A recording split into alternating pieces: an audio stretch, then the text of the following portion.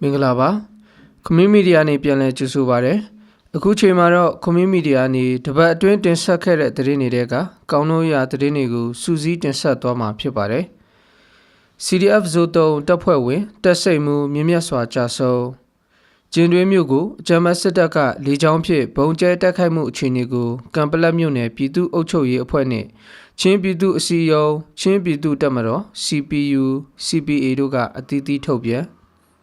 ဒီဒေမြို့နယ်ကိုအကြမ်းဖက်စစ်တပ်ကလေကြောင်းဖြင့်ဘုံကျဲတိုက်ခိုက်မင်းတပ်မြို့နယ်နှင့်ကြောက်ထုအဆက်ကိုအကြမ်းဖက်စစ်တပ်ကလေကြောင်းဖြင့်ဘုံကျဲတိုက်ခိုက်ပြီးလက်နက်ကြီးဖြင့်ရန်တမ်းပစ်ခတ်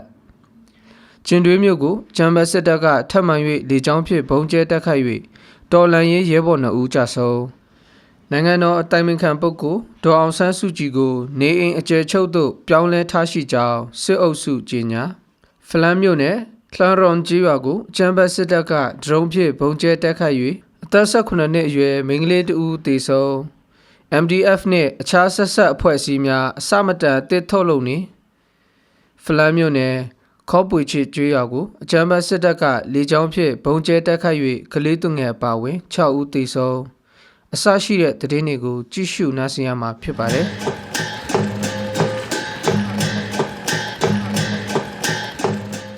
Chinland Defense Force ဇိုတုံတပ်ဖွဲ့ဝင်ဖြစ်သည့်တပ်စိတ်မှုစလိုင်းသိန်းကျော်သည်ကလေးဖလန်ကြားတိုက်ပွဲတွင်မြင့်မြတ်စွာကြာဆုံးသွားကြောင်း CDF ဇိုတုံမှထုတ်ပြန်ထားသည်တပ်စိတ်မှုစလိုင်းသိန်းကျော်သည်မိမိကတိပြုခဲ့သောစစ်အာဏာရှင်စနစ်မြစ်ပြတ်ချေမှုန်းရေးနှင့် Federal Democracy ပြည်ထောင်စုတည်ဆောက်ရေးအတွက်တိုက်ပွဲဝင်ရင်ကလေးဖလန်ကြားစစ်စင်ရေးတွင်ယနေ့ဧပြီလ26ရက်နေ့၌မြင့်မြတ်စွာကြာဆုံးသွားခြင်းဖြစ်သည်ဤတိုက်ပွဲတွင်မြင့်မြတ်စွာကြာဆုံးသွားသောတပ်စိတ်မှုစလိုင်းသိန်းကျော်၏ပေးဆက်မှုကို CDF ဇိုတုံအနေဖြင့်လေးစားဂုဏ်ပြုကြောင်းနှင့်ကြံရည်သူမိသားစုဝင်များနှင့်ထပ်တူဝမ်းနည်းကြောင်းထုတ်ပြန်ထားသည်ချင်းပြည်ကံပလက်မြို့နယ်ကျင်းတွင်းမြို့ကိုအကြမ်းဖက်စစ်တပ်က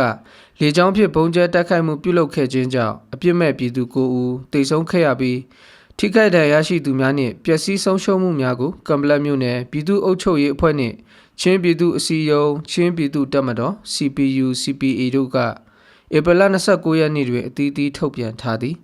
2026ခုနှစ်ဧပြီလ29ရက်နနက်10:15မိနစ်ဝန်းကျင်တွင်တရားဦးလီတက်စခန်းမှတက်လာသော Jet Fighter တစ်စီးဖြင့်ကျင်းတွင်းတရားကိုပေါင်300ဘုံနှလုံးဖြင့်အကြောင်းမဲ့လေကြောင်းတိုက်ခိုက်မှုပြုလုပ်ခဲ့ခြင်းဖြစ်သည်အကြမ်းဖက်စစ်တပ်၏လေကြောင်းတိုက်ခိုက်မှုကြောင့်အမျိုးသား8ဦးအမျိုးသမီး2ဦးစုစုပေါင်း9ဦးသေဆုံးခဲ့ရပြီးထိခိုက်ဒဏ်ရာရရှိသူ4ဦးရှိသည့်အနက်2ဦးမှာဒဏ်ရာပြင်းထန်သဖြင့်စိုးရိမ်ရသည့်အခြေအနေရှိကြောင်းနှင့်ပြည်သူပိုင်ပစ္စည်းများဖြစ်သောဆိုင်ငယ်4စီးကားတစ်စီးနှင့် JCB စက်ကြီးတစ်စီးတို့လည်းထိမှန်ပျက်စီးဆုံးရှုံးခဲ့ရကြောင်းကံပလက်မြို့နယ်ပြည်သူ့အုပ်ချုပ်ရေးအဖွဲ့ကဆိုသည် CPU CPA ကထုတ်ပြန်ထားသည်မှာအဆိုပါလေကြောင်းတိုက်ခိုက်မှုတွင်ကျင်းသွေးတရားထိမ့်သိမ်းပြုပြင်နေကြသောအပြစ်မဲ့အရက်သားပြည်သူ9ဦးသေဆုံးခဲ့ပြီးဒဏ်ရာရှိသူ3ဦးရှိက JCB စက်ကြီးတစ်စီးဒိုင်ယန်ကားတစ်စီးနှင့်ကမ်ဘို R4 စီးပျက်စီးဆုံးရှုံးခဲ့ကြောင်းပြောသည်ပြည်သူများအနေဖြင့်အကြမ်းဖက်စစ်တပ်၏နေ့စဉ်မိမိတို့နေအိမ်ဈေးဆိုင်များတွင်ဘုံခိုခြင်းများကတုတ်ခြင်းများအစင်သင့်ထားရှိကလေကြောင်းတတိထားနေထိုင်ကြပါရန်ကံပလက်မြို့နယ်ပြည်သူ့အုပ်ချုပ်ရေးအဖွဲ့နှင့်ချင်းပြည်သူ့အစည်းအရုံးချင်းပြည်သူ့တပ်မတော် CPU CPE တို့ကတိုက်တွန်းနှိုးဆော်ထားသည်ချင်းပြည်တီးတယ်မြို့နယ်ကိုယနေ့ဧပြီလ30ရက်နေ့နနက်ပိုင်းတွင်ချမ်ဘတ်စစ်တပ်ကလေကြောင်းဖြင့်ဘုံကျဲတိုက်ခိုက်ကြောင်းစစ်ရေးသတင်းအရင်းမြစ်ကကနဦးသတင်းရရှိသည်တီးတယ်မြို့နယ်ဟဲလဲကျွာနှင့်တွီချီကျွာတို့ကြားရှိခွမ်မော်ကျွာကိုယနေ့နနက်9:04မိနစ်နှင့်9:08မိနစ်တွင်တရားဦးလေးတပ်မှတက်လာသည့်ချမ်ဘတ်စစ်တပ်၏ York 130 Jet Fighter 2စီးဖြင့်3ကြိမ်ဘုံကျဲတိုက်ခိုက်ခဲ့ကြောင်းစစ်ရေးသတင်းရင်းမြစ်ကပြောသည်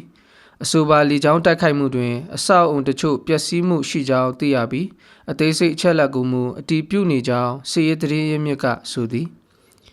ချင်းပြည်တောင်ပိုင်းမင်းတပ်မြို့နှင့်မကွေးတိုင်းစောမြို့နယ်ကြောက်ထုအဆက်တနေရာကိုယနေ့ဧပြီလ30ရက်နေ့တွင်ဂျမ်ဘတ်စစ်တပ်က Jet Fighter 5စီးဖြင့်10ကြိမ်ထက်မနည်းဘုံကျဲတိုက်ခိုက်ခဲ့ပြီးလက်နက်ကြီးဖြင့်လည်းရန်တမ်းပစ်ခတ်ကြောင်းဒေသတွင်အရင်းမြစ်များကသိရသည်ယနေ့ဧပြီလ30ရက်နေ့လယ်12နာရီဝန်းကျင်တွင်မင်းတပ်နှင့်ကြောက်ထုအဆက်တနေရာကို တရားဦးလေးတက်က2စီးမကွေးလေးတက်က2စီးနှင့်အေလာလေးတက်က1စီးတို့ဖြင့်10ကြိမ်ထက်မနည်းဘုံကျဲတက်ခိုက်သွားခြင်းဖြစ်ကအသေးစိတ်အချက်အလက်ကိုမသိရှိရသေးကြောင်းဒေသတွင်းအရင်းမြစ်ကပြောသည်ထို့ပြင်အကြမ်းဖက်စစ်တပ်သည်မွန်လွဲတနာရီဝန်းကျင်တွင်ကြောက်ထုမြို့အမြောက်တပ်အမှတ်368ကိုE20 ထောက်ပို့လေယာဉ်ဖြင့်ရိတ်ခါနှင့်ခရမ်းများ8ကြိမ်ပို့ချပေးခဲ့ကြောင်းသတင်းအရင်းမြစ်ကပြောသည်ချင်းပြည်ကံပလက်မြို့နယ်ကျင်တွင်းမြို့ကိုကျမ်းပတ်စစ်တပ်ကယနေ့ဧပြီလ30ရက်နေ့တွင်ထပ်မံ၍လေကြောင်းဖြင့်ပုံကျဲတက်ခိုက်မှုပြုလုပ်ခဲ့ပြီးတော်လန်ရေးရဲဘော်2ဦးမြင့်မြတ်စွာကြာဆုံးသွားကြောင်းစစ်ရေးသတင်းရင်းမြစ်မှသိရသည်ကျင်တွင်းမြို့ကိုယနေ့နေ့လယ်12:30မိနစ်ဝန်းကျင်တွင်ကျမ်းပတ်စစ်တပ်ကလေကြောင်းဖြင့်တစ်ကြိမ်အကြောင်းမဲ့ပုံကျဲတက်ခိုက်ခဲ့ခြင်းဖြစ်ပြီးရဲဘော်2ဦးမှာမြင့်မြတ်စွာကြာဆုံးသွားခဲ့ရကြောင်းသိရသည်ကျင်တွင်းမြို့ကိုကျမ်းပတ်စစ်တပ်ကယမန်နေ့ဧပြီလ29ရက်နေ့တွင်လည်း2ကြိမ်ဘုံကျဲတက်ခိုက်ခဲ့ပြီးအရတားပြည်သူ9ဦးသေဆုံးခဲ့သည်နိုင်ငံတော်၏တိုင်ပင်ခံပုဂ္ဂိုလ်ဒေါအောင်ဆန်းစုကြည်ကို9နှစ်ကျော်ကြာအကျဉ်းချခံနေရမှာနေအိမ်အကျယ်ချုပ်သို့ပြောင်းရွှေ့ကြောင်းစစ်တပ်ဝါဒဖြန့် MRTV မှယနေ့ဧပြီလ30ရက်နေ့တွင်ထုတ်ပြန်ကြေညာသည်ပြစ်ဒဏ်ကြားခံလျက်ရှိသည့်နိုင်ငံတော်၏တိုင်ပင်ခံပုဂ္ဂိုလ်ဒေါအောင်ဆန်းစုကြည်ကိုရာဇဝတ်ကျင့်ထုံးဥပဒေပုံမှန်941ပုံမှန်ခွဲ1အရာကြားခံရန်ကြံရှိသည့်ပြစ်ဒဏ်များကိုသတ်မှတ်ထားသည့်နေအိမ်တွင်ဆက်လက်ကြားခံစေရန်ဖော်ပြသည်ကြေညာချက်အရသတ်မှတ်ထားသည့်နေအိမ်တွင်ကြားခံရန်ကြံရှိသည့်ပြစ်ဒဏ်များကိုပြောင်းလဲကြားခံရမည်ဟုသိရပြီးမိသည့်နေအိမ်ဟုနေရာအတိအကျထည့်သွင်းကြေညာခြင်းမရှိပေချင်းပြည်ဖလန်းမြို့နယ်ခလာရန်ကြီးရွာကိုအကြမ်းဖက်စစ်တပ်ကဒရုန်းဖြင့်ဘုံကျဲတက်ခတ်၍စစ်ပေးရှောင်နေသည့်အသက်18နှစ်အရွယ်မိန်းကလေးငယ်တူအသက်သေဆုံးခဲ့ကြောင်းဒေသအတွင်းသတင်းရင်းမြစ်မှသိရသည်ဖလန်းမြို့နယ်လောင်ရန်ကြီးရွာ၌တပ်ဆွဲထားသည့်အကြမ်းဖက်စစ်တပ်ကယမန်နေ့ဧပြီလ30ရက်နေ့နနက်10:00နာရီဝန်းကျင်တွင်ဒရုန်းဖြင့်ဘုံကျဲတက်ခတ်ခဲ့ရာခလာရန်ကြီးရွာရှိတောင်ယာရှိစစ်ပေးရှောင်တဲများကိုကြောက်ရောက်ပောက်ကွဲခဲ့ပြီးအသက်18နှစ်အရွယ်မိုင်ငွန်နန်းတဲ့အသက်သေဆုံးခဲ့ခြင်းဖြစ်ကြောင်းသတင်းရင်းမြစ်ကဆိုသည်ထို့ပြင်ခလာရန်ကြီးရွာနှင့်ရိုဒီကြီးရွာဖက်၌ယမန်နေ့မွန်းလယ်ပိုင်းတွင်ဂျမ်ဘတ်စစ်တပ်နှင့်ချင်းပူပေါင်းတော်လှန်ရေးတပ်ဖွဲ့များတိုက်ပွဲဆက်လက်ဖြစ်ပွားနေကဂျမ်ဘတ်စစ်တပ်ကဒရုန်းဖြင့်ဘုံကျဲတက်ခိုက်မှုပြင်းပြင်းထန်ထန်ပြုလုပ်နေသည်ဇီလိုက်ဇိုးနှင့်ထနာကြီးရွာများတွင်လည်းပြည်သူများ၏နေအိမ်များအတွင်းမှပစ္စည်းများကိုလည်းဂျမ်ဘတ်စစ်တပ်ကဝင်ရောက်မှွေနှောက်ကယူဆောင်သွားကြောင်းဒေသတွင်သတင်းအရင်းမြစ်များကပြောသည်ချင်းပြည်ပလောဝမြို့နယ်ရှင်းလက်ချောင်းဖျားရွှေလိုက်ဝကြီးဝအထက်ပိုင်းနှင့်အိန္ဒိယနယ်စပ်ကြားတွင် MDF နှင့်အခြားဆက်ဆက်အဖွဲ့အစည်းများကမီဇိုရမ်ပြည်နယ်စိုက်ဟာဖတ်သို့ယခုနှစ်အတွင်းတစ်တန်ချိန်3000ကျော်ထုတ်ယူရောင်းချနေကြောင်းမြေပြင်သတင်းအရင်းမြစ်အရသိရသည်ယခုနှစ်2026ခုနှစ်ဇန်နဝါရီလမှစ၍ယနေ့အထိပလောဝမြို့နယ်ရှင်းလက်ချောင်းဖျားရွှေလိုက်ဝကြီးဝအုပ်စုလက်ရီချောင်းမှစ၍အိန္ဒိယနယ်စပ်ခေခုံကြီးဝအထိ MDF နှင့်အခြားဆက်ဆက်သည့်အဖွဲ့အစည်းများကအစမတန်တစ်ထုတ်လုပ်နေပြီးအိန္ဒိယနိုင်ငံမီဇိုရမ်ပြည်စိုက်ဟာခရိုင်ဖက်သို့ပို့ဆောင်နေကြောင်းဒေသခံများကကွန်မြူနတီမီဒီယာသို့ပြောသည်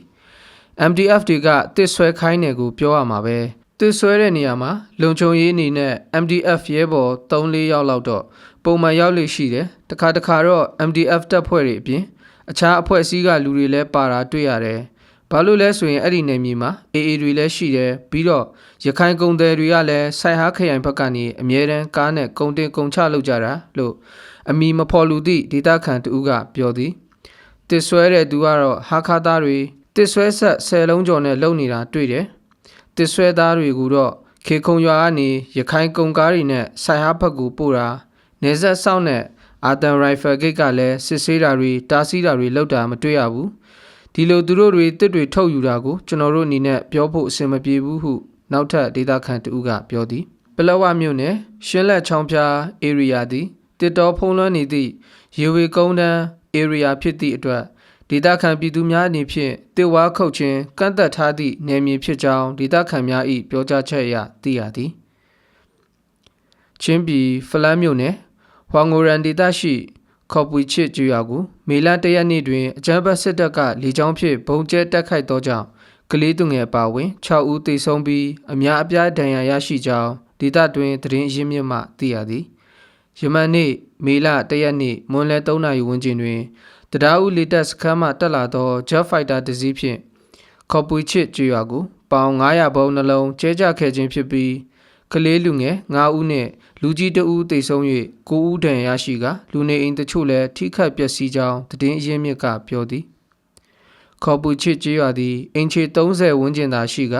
အိန္ဒိယမြန်မာနယ်စပ်တွင်တည်ရှိပြီးတိုက်ပွဲဖြစ်ပွားခြင်းမရှိဘဲပြည်သူများကိုပြစ်မှတ်ထား၍အကြောင်းမဲ့ဘုံကျဲတိုက်ခိုက်ခြင်းဖြစ်ကြောင်းသတင်းအရင်းမြစ်များကဆိုသည်ကြည့်ရှုနားဆင်ပေးတဲ့အတွက်ကျေးဇူးအထူးတင်ရှိပါတယ်ကျွန်တော်သောမတ်ပါ